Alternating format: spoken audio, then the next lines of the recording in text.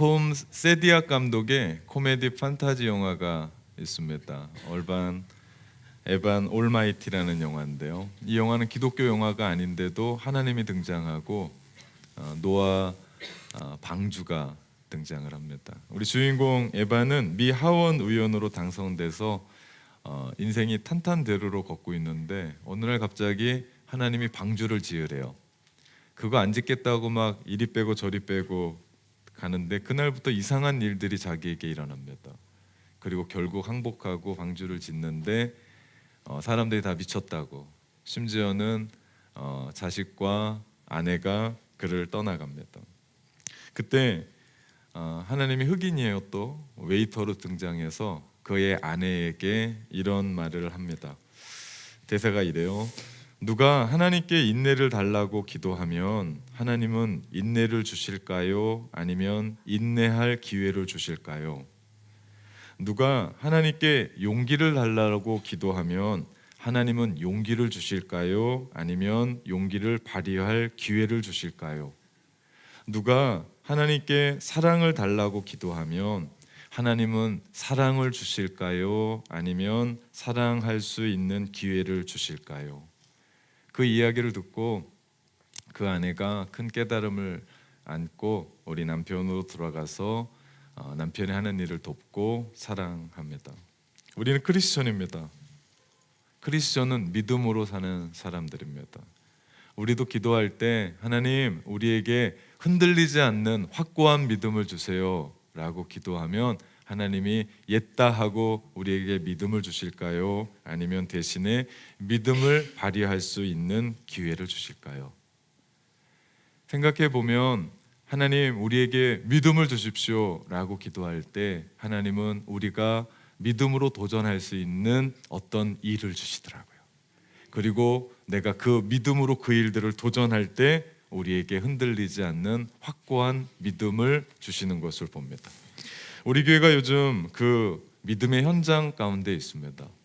우리 특별한 새벽 40일을 깨우며 얼마나 뜨거운지요. 하나님 앞에 두 손을 들고 주님의 이름을 부르면서 기도하는 그 자리, 믿음으로 승부하는 그 자리, 우리가 그렇게 믿음으로 달려갈 때 분명 하나님께서 우리 각 가정에 그리고 우리 교회에 그리고 이 시대에 기적을 일으키실 것을 믿고 우리는 달려갑니다. 우리는 기적의 능력이 없습니다. 기적은 하나님의 몫입니다. 역사는 하나님의 몫입니다. 응답은 하나님의 몫이에요. 우리가 할 수 있는 것은 믿음으로 승부하는 겁니다. 기적을 이루시고 역사를 일으키시는 분은 하나님이시고 우리는 다만 기도한다. 새벽마다 느헤미야의 말씀을 가지고 우리가 함께 말씀을 나눕니다. 특별히 느헤미야의 말씀은 다 무너지고 과거의 실패라고 하는 큰 장애물을 딛고 다시 시작하는 하나님 공동체의 가장 귀한 이야기입니다. 현대를 살아가는 우리에게 크고 작은 실패들이 있어요. 그리고 그 실패가 우리로 하여금 앞으로 나아갈 때 발목을 붙잡고 못 나가게 만드는 일들을 참 많이 봅니다. 그래서 희망과 용기를 가지고 앞서 나가야 되는데 그렇게 하지 못하고 우리 안에 패배와 자괴감과 절망과 상처로 살아가는 우리에게 주시는 하나님의 메시지입니다. 몇몇의 과학자들이 아주 이런 의미 있는 실험을 했습니다. 조그만 공간에 나무 하나를 세워놓고 기둥이겠죠. 거기에다가 바나나를 덩어리를 올려놨습니다. 중간쯤에. 그리고 원숭이 4마리를 풀어놨어요. 그랬더니 이 원숭이들이, 배고픈 원숭이들이 그 나무에 오릅니다. 이게 웬 떡이냐. 바나나를 먹으려고 오르는데 오르면 오를 때마다 물벼락을 맞습니다. 한번 물세례를 받고 나서 깜짝 놀라서 구석에 몰려 있다가 다시 한번 또 도전합니다. 그랬더니 이번에도 아니나 다를까 물세례를 그냥 퍼붓습니다. 깜짝 놀란 원숭이들이 몇 번 하다가 이제는 접근을 하지 않습니다. 그 다음날 과학자들이 4마리의 원숭이 중에 1마리를 바꿨어요. 그랬더니 이 1마리의 신참 원숭이가 어떻게 했겠습니까? 그 바나나를 향해서 그 기둥을 타고 올라갑니다. 근데 물세례도 받기 전에 어떤 일이 일어납니까? 3마리의 원숭이가 이 1마리를 말리는 겁니다. 안 된다는 겁니다. 할 수 없다는 거예요.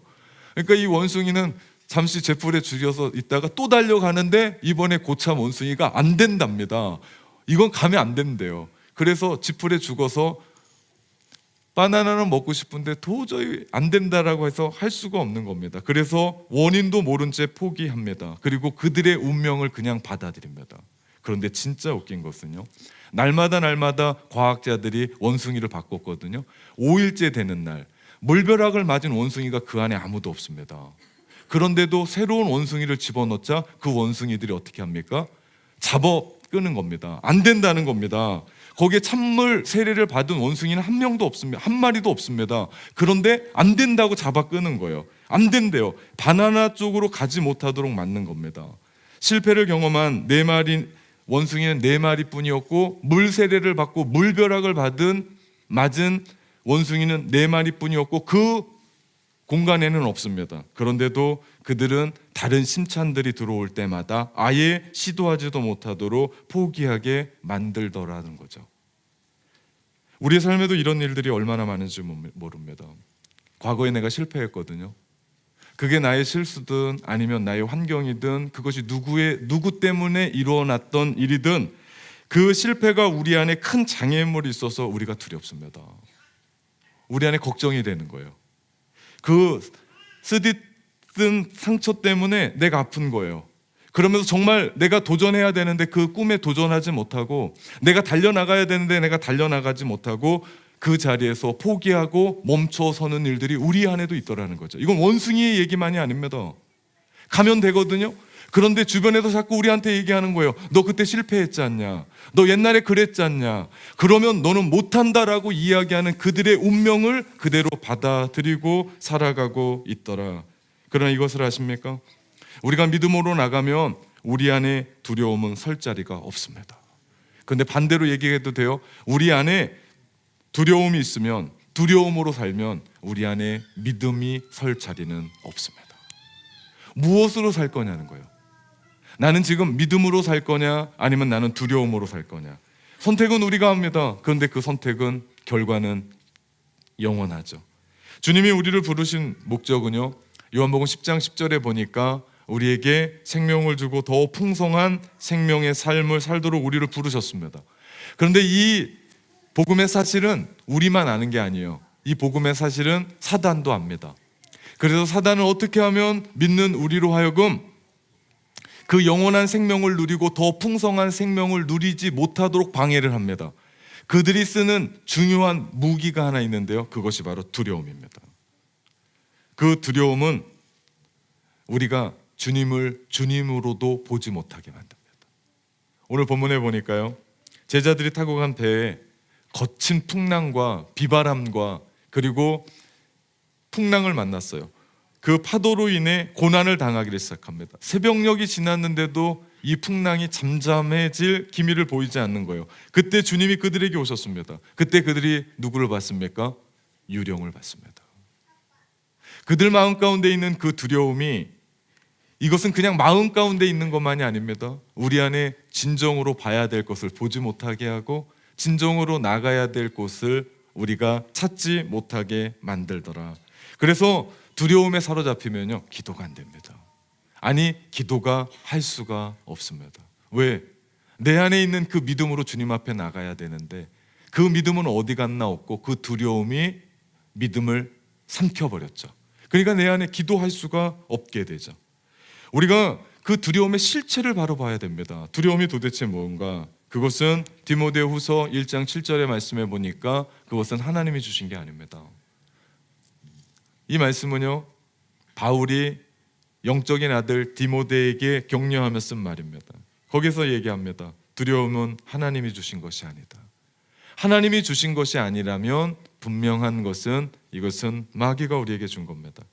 그리고 그 결과는 우리가 믿음으로 얻을 수 있는 모든 풍성함을 빼앗기는 겁니다. 그렇기 때문에 두려움은 그냥 내 마음 가운데 두려움으로 보면 안 돼요. 이것은 영적인 실체로 봐야 됩니다. 그리고 내 마음 가운데 두려움이 있다. 그것은 두려움이 엄습해 온다. 그리고 갑자기 두렵다. 이것은 영적인 전쟁으로 보아야 합니다. 그렇기 때문에 우리가 그 두려움에서 당당히 맞서야 돼요. 그냥 내가 어떤 무서움 때문에 두려운 게 아니에요. 그냥 어떤 사건 때문에 두려운 게 아니에요. 내가 어떤 사람 때문에 두려운 게 아니에요. 이것은 영적인 실체라는 거죠. 그렇기 때문에 특별히 인생의 실패로 온 실패 때문에 우리 가운데 들어온 두려움을 우리가 당당하게 맞서서 우리가 그 자리에 서 있어야 됩니다. 무슨 얘기입니까? 실패는 실패일 뿐입니다. 우리가 이렇게 봐야 돼요. 실패를. 우리 인생의 실패를, 그 실패가 우리 가운데 주는 자괴감과 패배감과 두려움이 아니라 실패는 실패일 뿐이다. 여러분, 성공이 성공일 뿐일 것처럼 실패도 실패일 뿐이다. 우리가 그렇게 바라봐야 됩니다. 그런데 왜 우리는 그 실패를 실패로 받아들이지 못하고 그 실패 때문에 우리 안에 두려움이 생기고 패배감이 생기고 자괴감이 생기는 겁니까? 그것은 한 가지입니다. 우리의 갈망 때문입니다. 우리는 모두는요, 뭔가를 시작하면서 성공하고 싶거든요. 저도 목회하면서 성공하고 싶지 않겠습니까? 잘하고 싶지 않을까요? 여러분이 사업하면서, 직장 다니면서, 학교 다니면서, 그리고 어떤 일들을 이루면서 잘하고 싶지 않습니까? 이게 우리네 이야기입니다. 이민 오고 유학 오고 워홀로 오고 우리가 이 땅 가운데 살아가면서 잘하고 싶습니다. 관계에도 성공하고 싶습니다. 그런데 우리의 인생이 어디 성공뿐입니까? 우리 안에 늘 날마다 접하는 것은 실패투성입니다. 그렇기 때문에 우리의 인생은 상처투성인 인생이에요. 어떻게 보면 성공보다도 실패가 더 많을지 모릅니다. 그런데 기대는 성공인데, 나의 바람은 성공인데 현실은 실패예요. 거기에서 오는 그 갭이 우리로 하여금 자괴감을 만들어요. 상상은 성공인데 우리의 현실은 실패예요. 거기에서 오는 그 간극이 우리로 하여금 두려움을 만들어냅니다. 사단은 아주 교묘해요. 검은 보자기를 쓰고 우리한테 와서 하면 우리에게 두려움을 주지 않습니다. 광명한 천사처럼 나타나서 그 간격에 들어와서 우리에게 교묘하게 두려움을 줘요. 뭐라고요? 너 미래를 생각해야지. 너 나이를 생각해야지. 너 자식을 생각해야지. 그러면서 우리 마음 가운데 은근히 주는 게 뭡니까? 실망과 두려움을 그 위에, 그 간격에 살짝 올려놓습니다. 그러면 생각해 보니까 지금 내 나이가 들어가고 있거든요. 지금 생각해 보니까 우리 자녀들이 자라가고 있거든요. 지금 생각해 보니까 내 몸도 예전 몸 같지 않거든요. 그러면서 우리 마음 가운데 내가 다 할 수 없는데 내가 걱정하기를 시작합니다. 그러면서 내가 두려움에 빠지기를 시작하고, 그러면서 내가 염려한다라고 생각하면서 내가 미래를 생각한다라고 착각을 하게 만들어요. 사단은 우리 가운데 그런 삶으로 이끌어 갑니다. 그러면서 어떻게 합니까? 나 자신을 자학합니다. 내가 왜 그때 그거 하지 않았을까? 내가 그때 왜 공부하지 않았을까? 내가 왜 그때 그 사람을 붙잡지 않았지? 내가 왜 그때 그걸 투자하지 않았지? 그러면서 점점점 가면서 누구를 원망합니까? 우리 주변 사람들을 원망하면서 결국 어디까지 올라갑니까? 하나님까지 원망하는 일이라. 이 두려움은요, 우리가 영적으로 바라야 됩니다. 두려움은 그냥 두려움이 아니에요. 우리 결국 어디까지? 하나님까지 가서 이 신앙의 자리도 떨어져 나가게 만들고요, 우리로 하여금 그렇게 기도했던 그 삶도요, 기도의 자리에서 벗어나게 만들더라는 거죠. 그러기에 우리가 알아야 될 것은, 우리가 깨달아야 될 것은 누구나 실패한다. 우리가 깨달아야 됩니다. 누구나 실패한다. 받아들이는 겁니다. 인생의 성공보다 실패가 더 많다. 우리가 이것을 인정하는 겁니다. 이것을 받아들일 때, 실패는 나의 삶으로 한 일부분으로 인정할 때 그 실패는 더 이상 우리 가운데 두려워하지 않습니다. 왜? 우리의 삶의 일부이기 때문에. 실패가 오면 그 부분이 우리의 삶의 일부입니다. 물론 이 얘기는 쉽지가 않습니다. 말은 쉬운데 실패하기 시작하면 내 가슴이 뛰어요. 심장이부터 벌렁벌렁 뜁니다. 이거 어떻게 해야 되나? 그리고 예전 과거의 생각이 나요. 그게 성공한 이야기입니까? 아니요. 실패한 이야기가 우리의 발목을 붙잡습니다. 그리고 과거의 생각으로 우리를 이끌어 가자. 세상 어디 두 주먹 불끈 쥐고 내가 성공해 보리라 해도 이 땅 살아가기가 쉽지 않은데, 실패를 일부분으로 받아들이라니요, 실패를 믿으라니요, 이상한 말 같습니다. 그런데 이 말은 이상하지 않습니다. 이것은 지혜죠. 지혜와 성숙의 책이라고 이야기하는 야고보서에, 야고보서 선생님은 이런 얘기합니다. 뭐라고 얘기합니까? 야고보서 3장 2절에 우리가 다 실수가 많다. 조금 있는 것도 아니에요. 뭐라고 얘기합니까? 실수가 많대요. 우리가 인정하는 겁니다. 받아들이는 겁니다. 우리가 얼마나 많은 실패를 합니까? 시험에도 떨어져요. 우리가 운동 경기를 하면서 지기도 합니다. 선택을 잘못해서 우리가 손해도 봐요. 사업을 하다가 돈을 잃을 수도 있습니다. 내가 투자했는데 건진 게 아무것도 할 수 없습니다. 없을 수도 있어요. 왜요? 우리가 날마다 하는 밥인데 어떨 땐 질고 어떨 땐 되잖아요. 그런데도 먹지 않습니까? 우리 인생 살아가면서 수많은 곳에 실패와 실수가 있습니다. 그렇습니다. 이제 그것을 그만 탓하자고요. 그리고 인정하자고요. 그냥 받아들이자고요. 이것을 인정하게 되면 우리의 실패는 그냥 실패로 끝나지 않습니다. 그 실패는 성공으로 가는 하나의 길목에서 만나는 또 하나의 여정인 것을 발견합니다. 여러분, 가정에서 우리 자녀 교육하면서 매일 성공합니까? 우린 집니다. 우리는 내 자신의 감정까지도 질 때가 있습니다. 그런데 인정하자고요. 내가 누군지 그냥 인정하자고요. 그리고 그것을 자녀 키워가는 하나의 길목 선상에 있는 하나의 요소로 받아들이자고요. 인정하는 겁니다. 어떻게 해요? 성공을 향하여 가는 하나의 길목이다. 그렇게 될 때 우리는 실패를 통해서 배우죠. 실패를 인정하기 시작하면 우리는 그 실패를 통해서 배웁니다. 나를 되돌아보죠. 이것이 지혜죠. 하나님께서 나에게 원하시는 게 뭔가? 아, 내가 요즘 기도하지 않았구나. 아, 내가 요즘 하나님의 일에 관심 두지 않았구나. 아, 내가 하나님이 나에게 맡겨주셨던 우리의 가정 안에 정말 소중한 사람들을 내가 아끼고 사랑하지 않았구나. 아, 하나님이 나에게 공부하게 만드시는구나. 아, 하나님이 나에게 집중하게 만드시는구나. 아, 하나님이 나에게 이것에 대해서 관심 갖게 하시는구나. 우리는 깨닫게 됩니다. 이렇게 되면 포기하지 않죠. 영적인 실체를 바라보고 그것을 통해서 내가 인정하고 받아들이고 그 실패, 실수까지도 나의 삶의 일부분이다라고 이야기하면 그 실패를 통해 하나님 앞에 더 순종하기로 결단하게 되고, 그렇게 되면 우리가 하나님의 말씀을 찾아 그 말씀대로 서게 됩니다. 아, 그것 때문에 실패했구나. 하나님께서 나에게 말씀하시지 않았던 바로 그것 때문에 내 마음대로 살았기 때문에 실패했구나. 이제 나는 하나님께로 돌아간다. 하나님의 말씀 앞에 내가 다시 선다. 이렇게 될 때요, 우리의 인생은, 우리의 믿음은 한 단계 업그레이드 하게 됩니다. 저는 이민교회 하면서, 목회하면서 성공보다는 실패로 참 많은 것을 배운 목사입니다. 겸손을 배웠습니다. 하나님을 의지하는 법을 배웠습니다. 내가 결단하는 법을 배웠습니다. 두려움을 맞서는 법을 배웠습니다.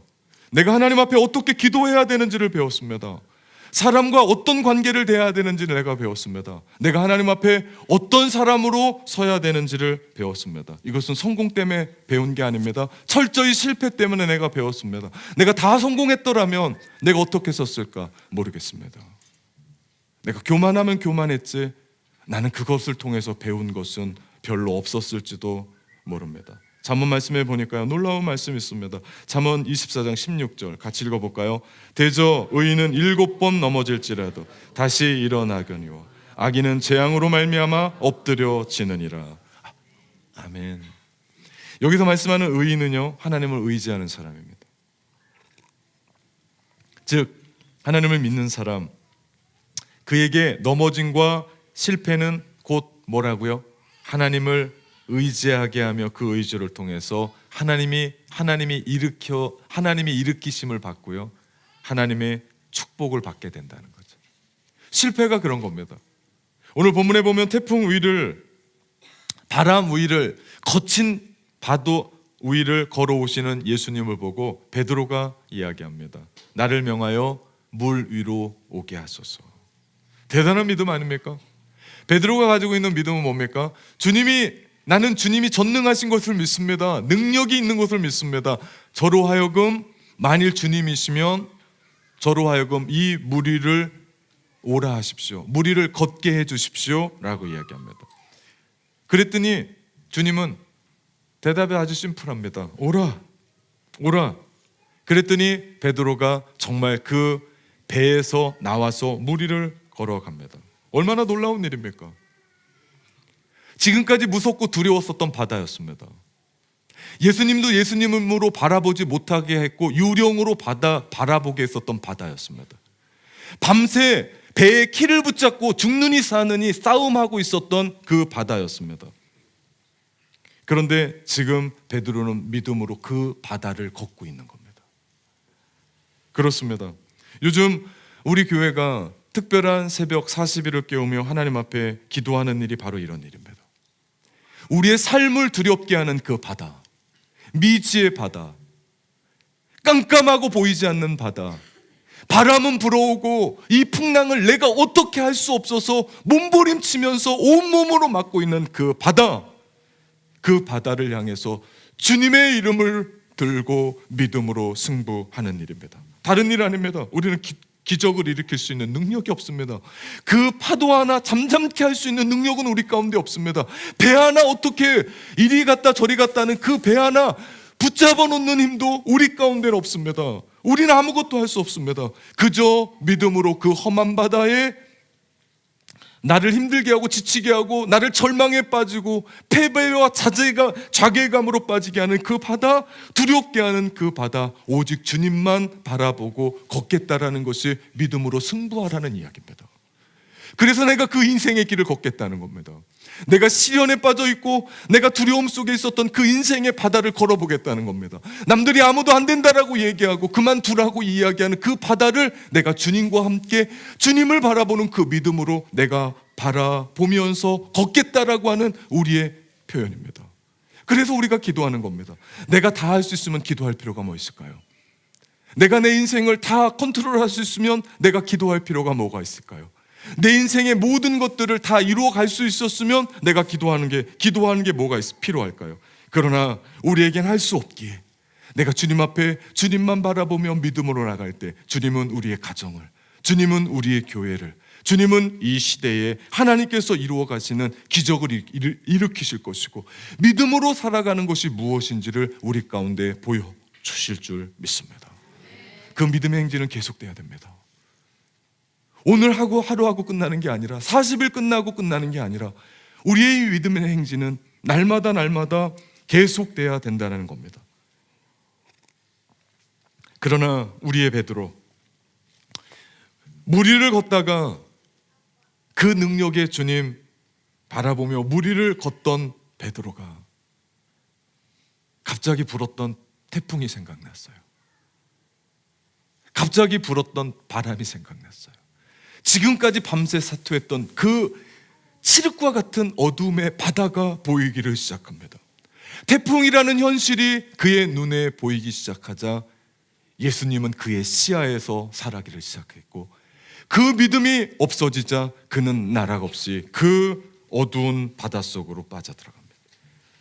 문제 앞에서, 우리 인생의 문제 앞에서, 인생의 두려움 앞에서, 아픔 앞에서, 시련 앞에서 내가 하나님을 신뢰하지 못하는 건 믿음이 아닙니다. 내가 오늘 울고 있는 그 자리에서 내가 하나님을 신뢰하지 못하면 그건 내가 가지고 있는 믿음이 아닙니다. 그래서 주님이 물에 빠져가는 그 베드로 건져주시면서 주님이 하신 일이 있습니다. 믿음이 작은 자야 왜 의심하였냐? 믿음이 작은 자야 왜 의심했냐? 끝까지 가야 됩니다. 이 신앙생활 시작했으면 끝까지 가야 됩니다. 믿음에는 중도에 포기가 없습니다. 포기하려면 시작을 하지 마십시오. 그러나 내가 주님 바라보고 이 믿음의 길, 내가 주님 십자가 바라보면서 걷겠습니다. 그러면 끝까지 가는 겁니다. 끝까지 갈 때 그 배 위에서 제자들이 외쳤던 진실로 하나님의 아들이셨습니다. 진실로 하나님의 아들이셨습니다. 그 고백할 때까지 정말 우리의 삶 가운데 기적이 일어나고 정말 우리의 삶 가운데 믿음으로 살아갔던 그 풍부한 삶의 이야기들이 우리 가운데 들려지며 진정으로 하나님의 아들이셨습니다, 하나님이셨습니다, 그 고백이 우리 가운데 있기까지 우리가 계속돼야 됩니다. 그 배에는 베드로만 있지 않았습니다. 그 배에는 11명의 제자들이 함께 있었습니다. 그런데 무리를 걸었던 사람은 베드로밖에 없습니다. 그 모두는 안전지대에 머물러 있었습니다. 아무것도 도전하지 않았습니다. 그냥 머뭇거리고 있었습니다. 사실 편안함에 빠져서 믿음 생활하면요, 그것이 믿음인지는 잘 모르겠지만 하나님을 기쁘시게 할 수 없습니다. 여러분에게 있는 그 믿음, 겨자씨만한 믿음이라 할지라도 여러분 사용하십시오. 그 믿음 언제 쓰려고 그거 그냥 아껴둡니까? 사용하십시오. 베드로의 고백처럼 만일 주님이시거든 나로 하여금 오라 하십시오. 만일 주님이시거든 나로 하여금 오라 하십시오. 생각해 봅시다. 여러분이 가지고 있었던 믿음으로 모험했었던 때가 언제였습니까? 그 믿음으로 여러분이 뉴질랜드 이민 왔고 유학 왔습니까? 거기서 멈추면 안 돼요. 여러분이 그 믿음으로 유학 오고 이민 왔으면 하나님께서 우리의 인생에 제2를 만들고 3을 만들고 인생의 후반전을 만드실 것을 믿고 도전해야 됩니다. 여러분에게 언제 또 믿음으로 도전했습니까? 사업할 때였습니까? 그러면 그 사업 잘 돼서 돈 버는 것으로 끝나면 안 돼요. 하나님이 왜 우리 가운데 이거 주셨냐를 바라보고 하나님의 나라를 위하여 하나님의 사업장이 되기 위해서 달려나가야 됩니다. 믿음으로 그냥 구원받는 것으로 끝나면 안 돼요. 하나님이 왜 나를 구원의 자리까지 세우셨는지 이제는 하나님의 역사에 동참해야 됩니다. 믿음으로 결혼하는 것 끝나면 안 돼요. 왜 하나님이 나로 하여금 그 자매와 남자와 결혼하게 하셨는지 그것을 깨닫고 그 가정을 천국으로 만들어 가야 됩니다. 믿음으로 자녀 달라고 그래서 자녀만 얻으면 안 돼요. 그 자녀 속색이면 정신이 없습니다. 뭡니까? 그 자녀, 주의 자녀로 다음 세대를 위해서 하나님의 나라를 위해서 살아갈 수 있도록 믿음으로 도전해야 됩니다. 하나님이 우리 가운데 믿음 주셨던 것은요, 그냥 내가 여기에서 잘 먹고 잘 살고 죽으면 천국 가라고 주신 게 아니라 우리가 이 믿음으로 말미암아 계속해서 승부수를 띄우라는 거예요. 계속해서 믿음으로 도전하라는 거예요. 만일 주님이시거든 나로 하여금 오라 하십시오. 나로 하여금 오라 하십시오. 이렇게 승부할 때 우리에게 남는 것은 하나입니다. 그것은 우리가 기적을 맛보고 하나님께서 우리 가운데 주신 풍성한 삶을 누리고 하나님을 기쁘시게 하는 삶을 살아가게 될 줄 믿습니다. 주님께서 베드로에게 오라 하셨던 것처럼 오늘 우리 주님이 우리 가운데 부르십니다. 오라. 두려워하지 말고 오라. 오라. 염려하지 말고 오라. 사랑하는 성도 여러분, 어떻게 하시겠습니까?